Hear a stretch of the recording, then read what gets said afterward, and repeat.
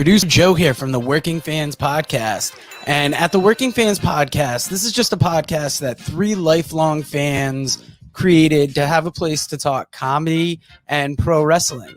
Now, our comedy podcast releases every Tuesday, while our wrestling podcast releases every Thursday. We release bonus episodes under the moniker Working Fans Presents every now and then.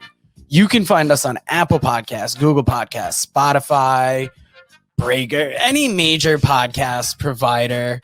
The important thing is just please like, rate, review, subscribe wherever you listen to us.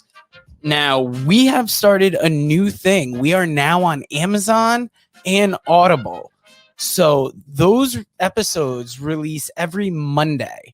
And that's kind of going through the archives and just releasing our old episodes into new areas. So if you want to live through the process with us again, take that journey with us again, you can find us over on Amazon and Audible. Now, if you can't get enough of us in the audio form, check out our YouTube. It's youtube.com/C/Working Fans Wrestling Pod, or just search Working Fans Podcast on YouTube. We have the whole archive is up there. And if you listen to the Working Fans Podcast, you are more than familiar with the 531. That is our signature segment where we take your top 5 lists on a particular subject, vote it down to a top 3, and then debate it down to a top 1. Now, guys, if you want to hear 3 guys talk shit about comedy, wrestling, life, anything, you will enjoy the Working Fans Podcast.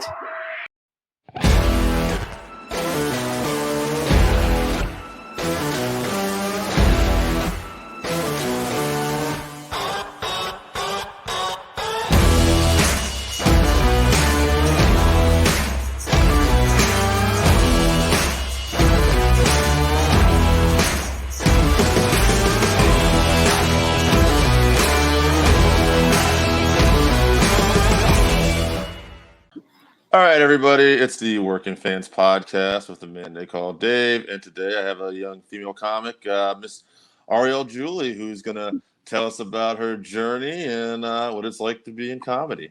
Ariel, thanks for being on. Oh, thank you. Thank you for having me. No problem.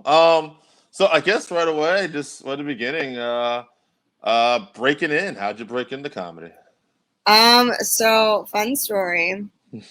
I met a comedian on Tinder a couple of years ago, and comics were totally my type. So I swiped right and everything. But we figured out we were like friends, like platonic friends super quickly. And he was like, you should come to this open mic that I do with a bunch of my friends. It's really fun.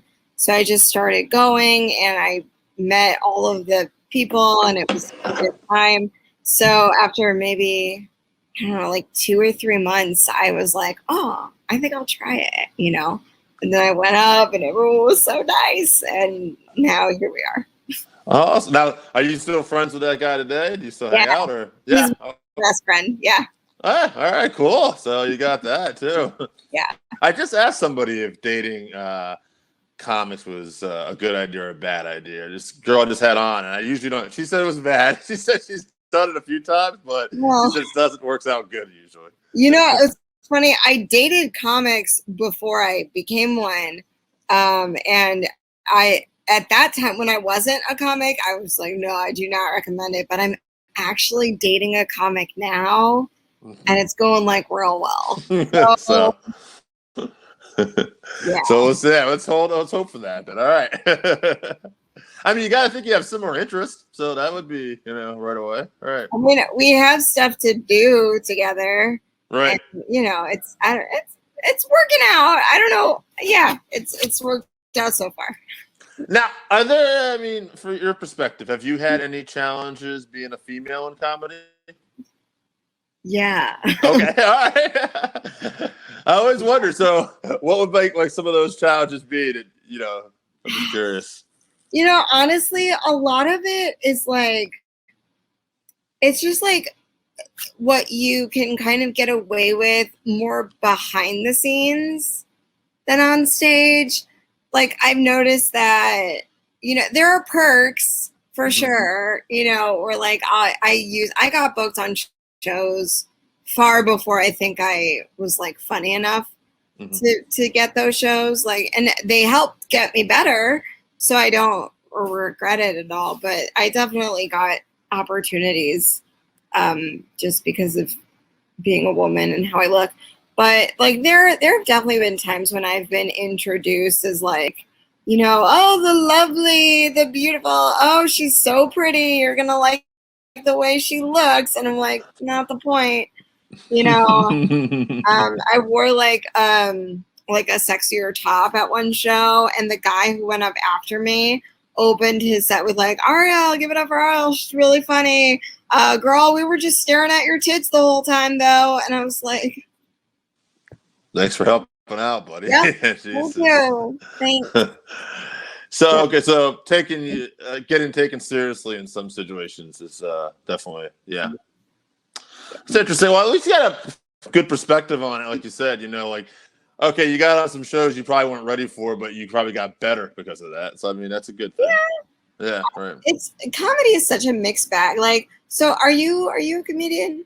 No, a friend of mine is. He's the one, in the picture, but I do all the interviews because he's really bad at doing interviews. He has, and he'll admit it. I don't know what it is. You can tell me this is a comedic thing, but like he says, he has a tendency to make the interviews about him. So, whereas I'm more open-minded and like just a regular guy who likes to ask questions and find out about things. So it's like, oh, let's put me here.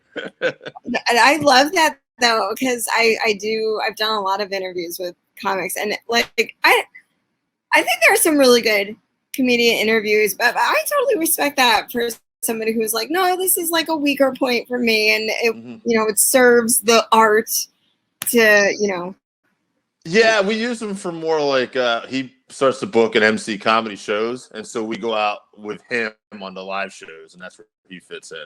There's three of us, and we could have talked about this before. I don't care, I'll tell you. So we're like, we do a little wrestling podcast, and we started branching into comedy, and now we're doing like a little MMA, and hence the Working Fans Podcast was a good name because it gave us the opportunity to go into different directions and stuff. So sure. How did you guys find me? Just Facebook, Instagram, social media. We add people. I know it's a little unconventional. It's like when you're trying to track down interviews, I just look for people that are like, who's available, and I will add people, and if you're funny and we see something in the timeline, like you popped up because you had a ukulele, which I was going to ask you about that next. I'm like, all right, that's different. That stands out. I don't know if that's why you did it. Like for me, it's like something that stands out is usually pretty good. Yeah. But, so yeah, we'll ask that. Why the ukulele? Let's talk about it. I have always been very musically inclined. I'm not a great singer though. Like you can watch my YouTube videos of my act. I can like carry the tune well enough to like get the point across without hurting your ears, I think. But like I'm not like a great, I'm not like a beautiful singer, which is why I think musical comedy works okay for me, is because like it's not like this gorgeous, beautiful voice, so you could like the humor I think comes out in it. But why songs? So, okay, I was writing comedic songs and like comedic song parodies far before I started doing comedy. Like I grew up on Weird Al and like Stephen Lynch and, all these great guys. And I definitely took some pages out of their books, and I changed like the lyrics to Disney songs to make them like funny or dirty or whatever. And so I wrote this song called Tinder Hookup. That was like the first totally original song specifically to perform on stage comedically that I wrote. And I remember writing it. I play viola. That's like my actual, like I played it in 5th grade, like I know it. And I was like, okay, I like tipped it on its side and like plucked it just to see like how it would kind of sound with the song. And I was like, I need to buy a ukulele. So I bought it. I wrote the song before I did comedy. I started doing comedy. I then was like, I need the ukulele. So I bought one on Amazon. It's like $50. And then I taught myself to play in like an hour via YouTube. And I just did it. And once I did it, it was like, oh, this is my thing, you know? And that's like you said, it's kind of great part of comedy, right? You don't want it to be too good almost anyway, right? You want it to be funny, right? So yeah, that's good. Yeah. Yeah. I have a friend, she's a comedian, she's very funny in Chicago. And her name is Jessica Diana. Or did she go by her last name now? Jessica Misitano. Anyway, either way, she's very funny and she has a beautiful singing voice. Like I've heard her do karaoke and she does this beautiful, she did an Amy Winehouse, like Back to Black, I think it was, or Valerie, one of those songs. But it was like hauntingly beautiful, like gorgeous. And I said to my boyfriend, actually, I was like, she should be doing like musical comedy because her voice is like so beautiful.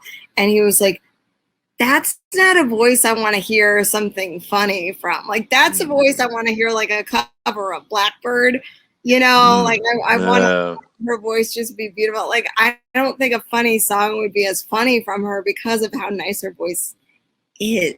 You know what I mean? Yeah, no, it makes perfect sense, right? It almost would be give you like weird emotions. Like I'm enjoying this. Am I supposed to like? Well, I mean, maybe she'd be great at it. I don't know. You don't know what's gonna work until you try it. Right. Right. But I think that was like the logic. It's like her voice is too good. I'm like, oh, good. Mine is not. Now, you've also done like modeling and stuff like that. Is there? I'm trying to think. Is there a different high for that? That's in comedy, or you know, like how would you compare? Obviously, it's different jobs, but I'm just saying. Well, I've been a model for much longer. I started nude modeling in college for like art classes and stuff, and I did it. I like picked it back up professionally when I was like 24 or 3, something like that. So I've been doing it for 7 or 8 years. So that was like just part of who I was when I started doing comedy. That wasn't, I don't know, that's its own kind of thing. Yeah. Is there like I'm trying to remember where. Is there like so? There's no like in comedy. I'm sure there's a high from performing, a performance high. Like an adrenaline, yeah, for sure. I wouldn't say that nude modeling like was. You can enjoy attention without like getting an adrenaline rush from it. Sure.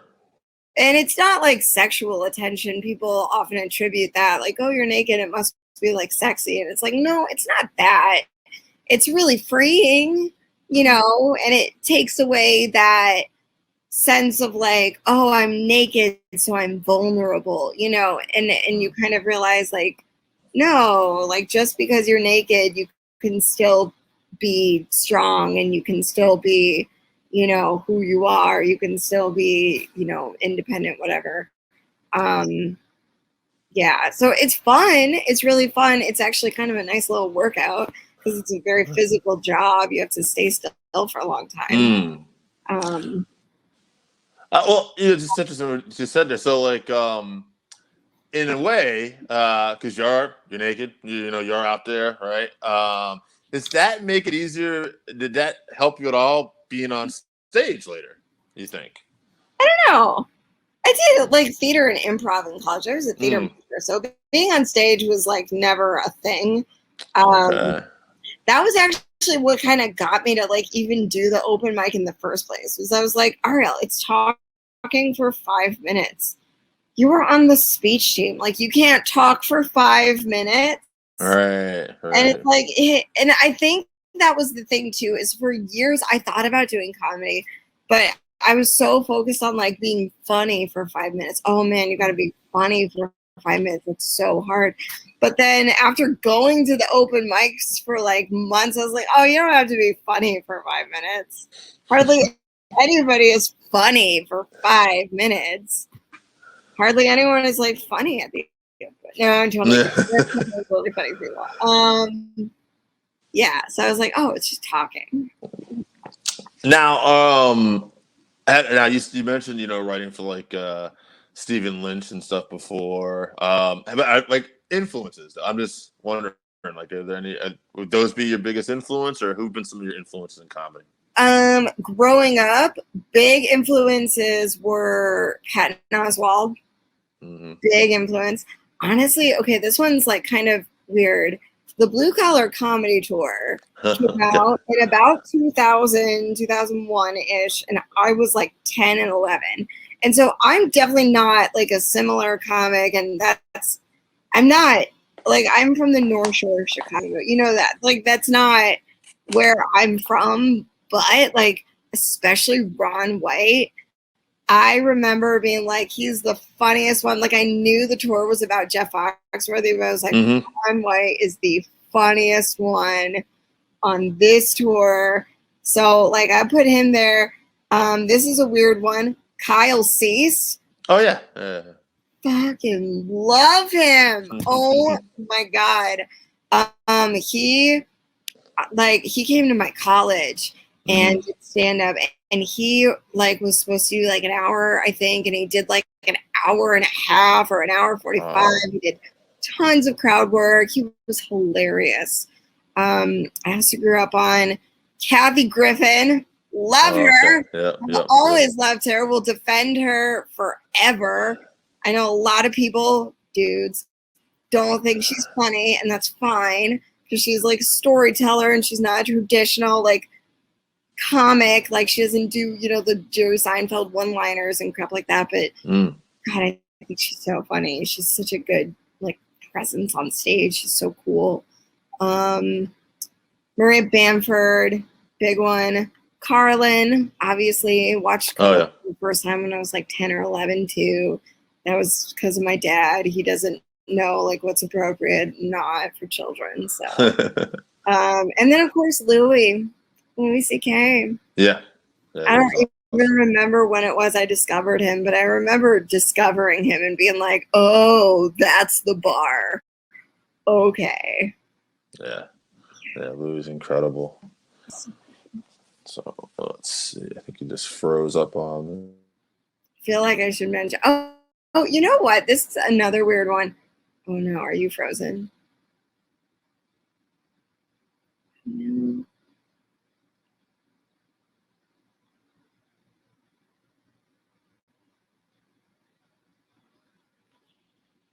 Well, I'm alone. So maybe now's the time for me to take this solo. Hijack this podcast. Make it about me.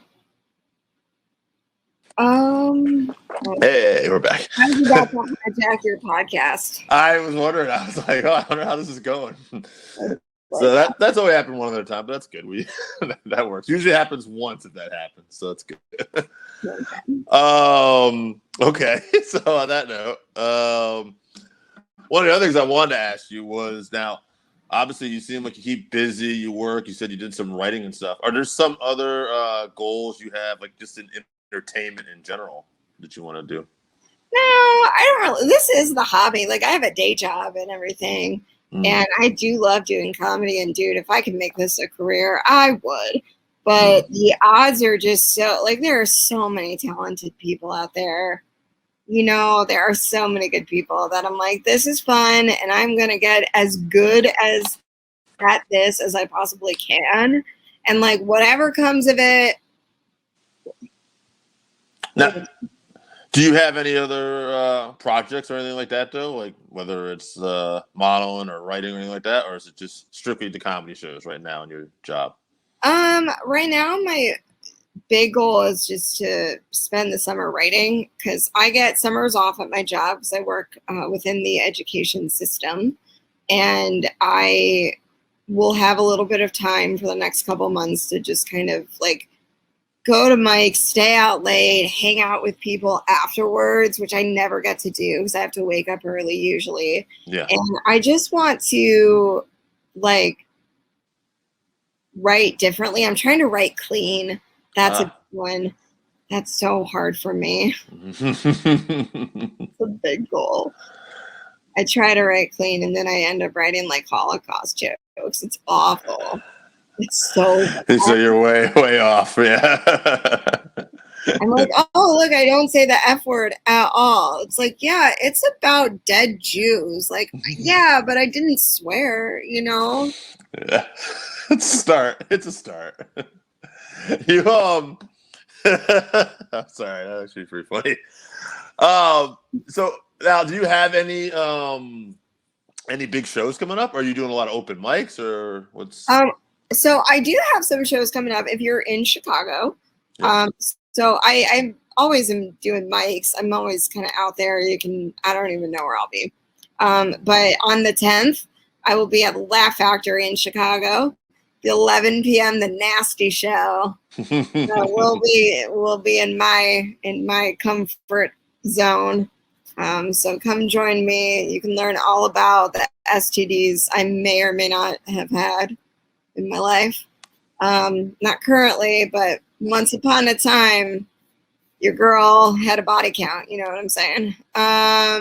Check it out. Yeah, right. And then August 21st, I'll be at Zany's Chicago. So I have a couple other things in between. Oh, July 16th, I'm headlining. I'm doing 2.5 hours at the Market Lounge in Valparaiso, Indiana. This will be my second time headlining there. I've got like a new half hour of material. It's going to be it's going to be fun. Indiana people are fun. Oh, nice. Indiana. Shout out to Indiana. Oh, yeah. Well, Indiana crowds don't get offended as easily as some other crowds I've been around. Yeah, that's one thing I meant to ask you. I was going to start back that. Have you had, I guess I'll ask you both. Have you had a show where you're like, that was fire, I loved it, everything clicked? And have you had a show where you're like, okay, that was horrible, I never want to be back to that crowd again? Yeah.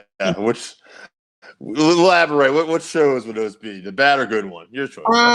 Ironically, I'll do the ones the most recent ones because I've had great sets and I've had some stinkers in the last year or so. But most recently, ironically enough, the two shows that I did, the one that I did like the best on, Black Room, South Side of Chicago.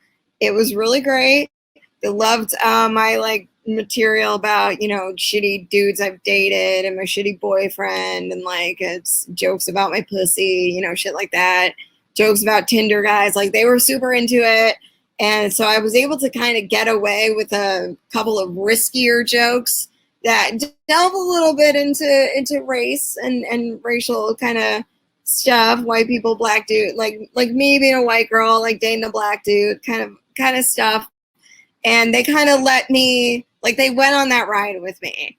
And because I never mean to like legitimately offend anybody, but I do like a darker, maybe like edgier kind of thing where it's like, oh, you're not so tough suit, like but like and I like that, that's fun. But then so I did that room and I like crushed. So literally a week later, one of the girls who was on that show with me too, she was on another show with me that was like, and that show was at a comedy club where I did well. It was at Riddle's Comedy Club in like Alsip, Illinois. It was like the south kind of side. So it's like a comedy club, the audience knows they're there for a comedy show. So like a week later, I do a show. It's another Black Room. And it's with another girl who was on the show I did last week. She saw me kill, same set, whatever. And so this is like not a comedy club. This is like an event space. And it's decked out. It's beautiful. This lady like really went all out.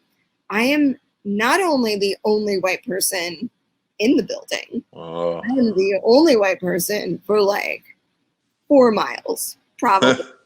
And everybody's nice. Like everybody is lovely. There's no like it's not like an unsafe or uncomfortable thing. Like everybody was fine. It didn't like my race didn't matter until about halfway through my set when I started doing some riskier jokes and like I'm like these jokes killed last week in a Black Room, but this room was different and they did not kill and they bombed and the room was starting to get a little like, you've got like a little bit of room, white girl. Like, you better figure this shit out. And I did turn it around. I changed course real quick, and I turned it around. And I got him back. Ooh, there was and so I get off stage, and the girl who was on the show with me the week before was like, "Girl, ooh, ooh, that was scary. That got scary. I was like, we're gonna have to like carry this girl out of here." Like, I was just like, I didn't know what was gonna happen. Oh man, that was good. That was great storytelling, by the way. I felt like I was there. I was actually nervous for you. I'm like, where the fuck is this going? You don't even know what the joke is. And like now too, I will say like a pretty prevalent comedian from the 80s and 90s who was African American and was convicted of rape, may or may not have just been freed. And I have a couple of bits about him. Somebody, okay, yeah, pudding pops, maybe. I got you. Well, all right. Is there anything else you want to add coming up, or otherwise just hit your social media and whatever you want? Is that the whole interview? Yeah, it's like 20, 30 minutes. Yeah, that's it. Yeah, we do quick interviews. That's why we get people on, because we're like, we don't tie you up the whole day. Oh, I don't know.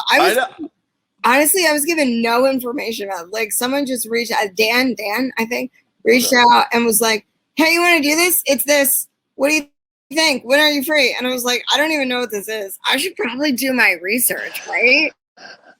Usually we'll send you links if you want to. That's okay. Yeah, I did not get sent any links. And if I had, probably wouldn't have clicked on them. It's like, I don't know you at all. Good point. Like, good total point. Stranger. And I'm just like, yeah, let's take this risk. Well, like, hey, that's I hope it worked out. No, it was fun, but that's exactly how you know I have a body count. It's like, this girl rolls the dice.